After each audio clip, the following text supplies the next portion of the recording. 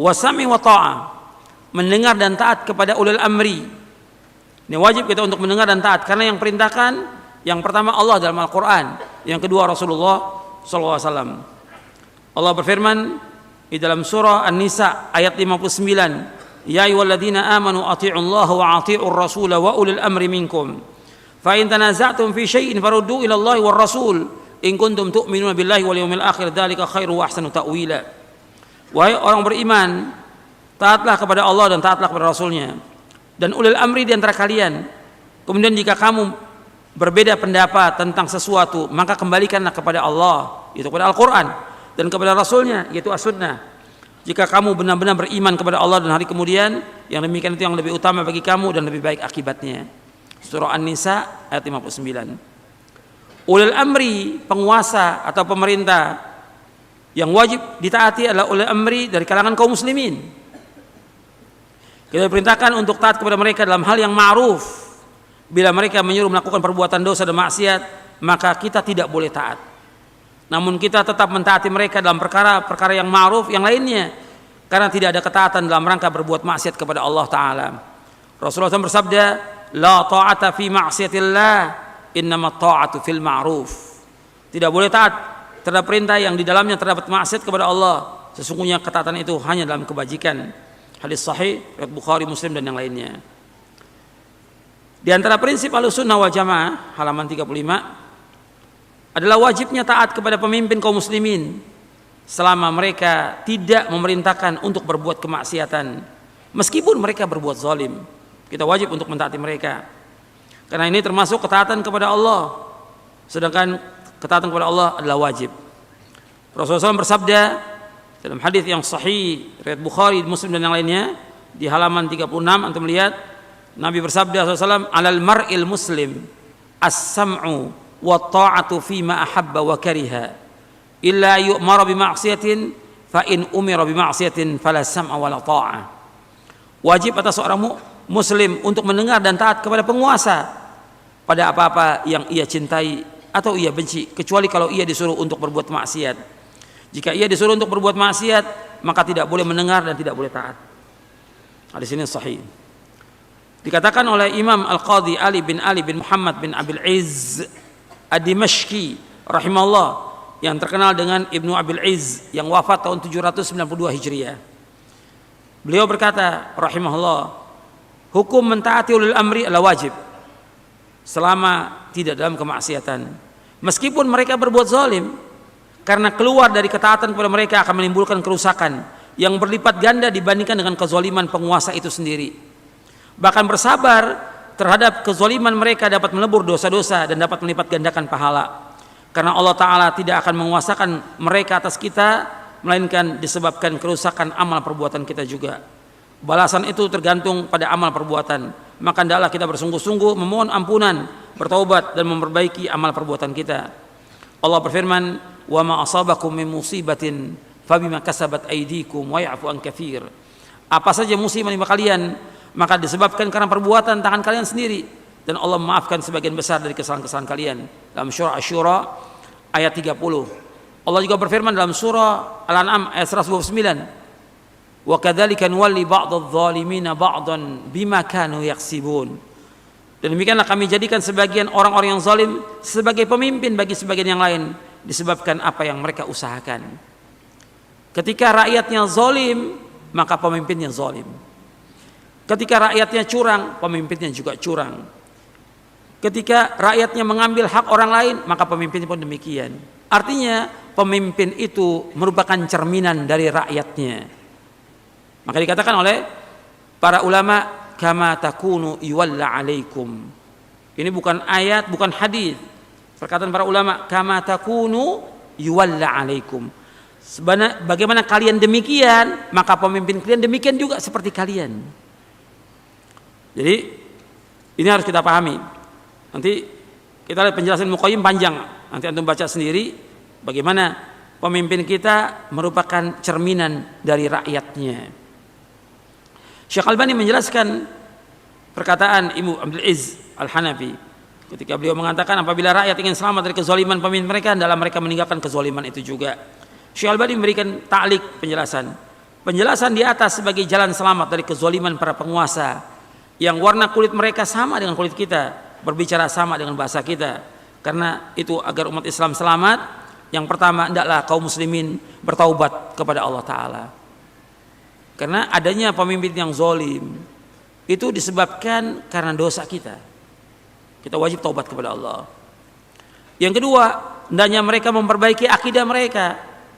Karena kalau kita lihat memang nggak diajarkan tentang akidah yang benar, tidak diajarkan tauhid yang benar. Sebabnya karena mereka berbuat syirik kepada Allah.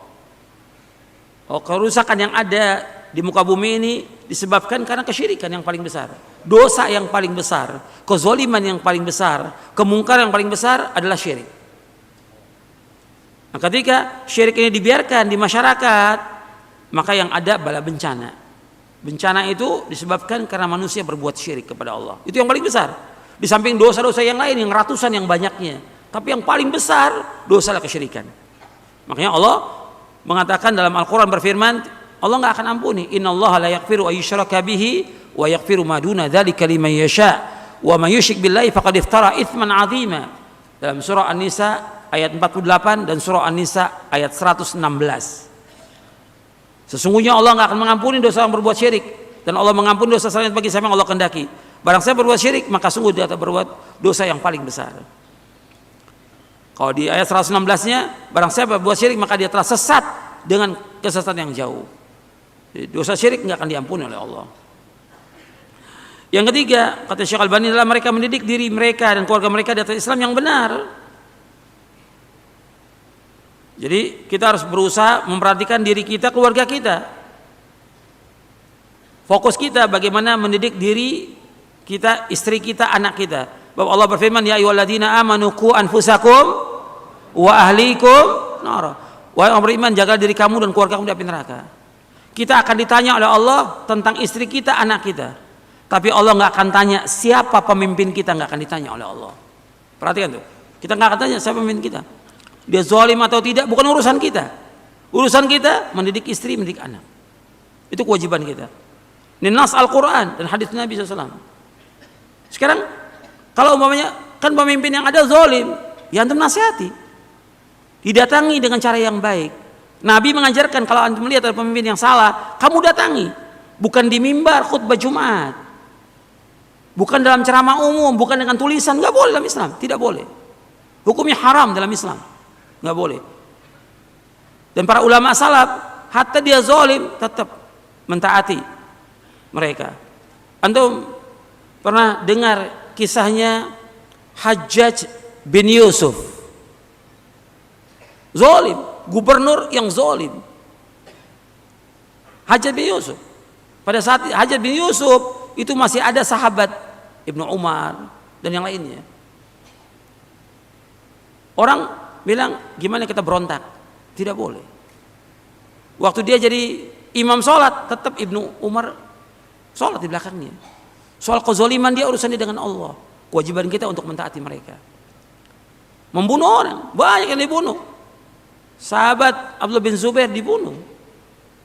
Seorang tabi'i Sa'id bin Jubair juga dibunuh, dan banyak.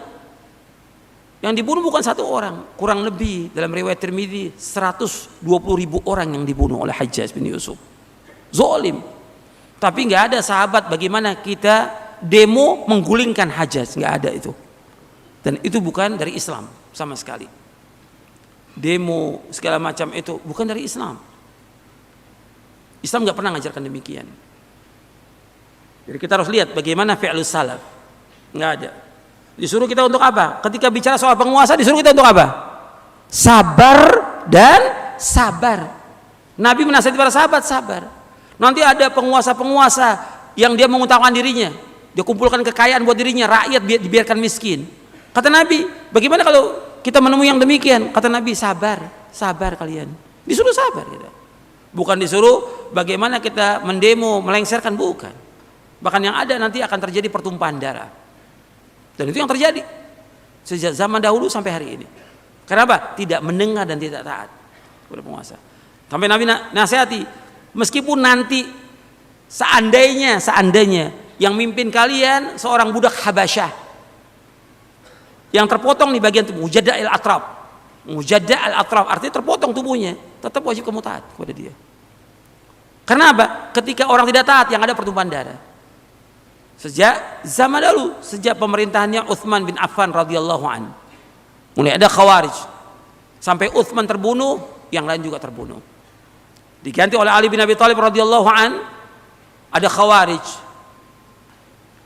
Kemudian apa? Mereka menyerang Ali bin Abi Thalib. Mereka menuntut Ali supaya menegakkan darahnya Utsman. Menuntut mereka. Ada lagi mengatakan hukum itu harus dilaksanakan. Innal hukmu illallah. Kata Ali bin Abi Thalib, kalimatu haqqin urida biha batil. Kalimat yang benar, ayat itu ayat benar. Innal hukmu illallah. Tapi yang mereka maksudkan kebatilan. Sampai mereka menyerang Ali bin Abi Thalib, Ali bunuh mereka semuanya, sebagian kabur. Dan terus pertumpahan darah terjadi. Pada zaman Bani Umayyah, waktu pergantian dari Bani Umayyah ke Bani Abbasiyah, luar biasa pertumpahan darahnya. Bukan satu orang, ribuan orang yang terbunuh. Dan terus seperti itu. Kenapa? Tidak mendengar dan taat. Dan tidak sabar dengan penguasa yang ada.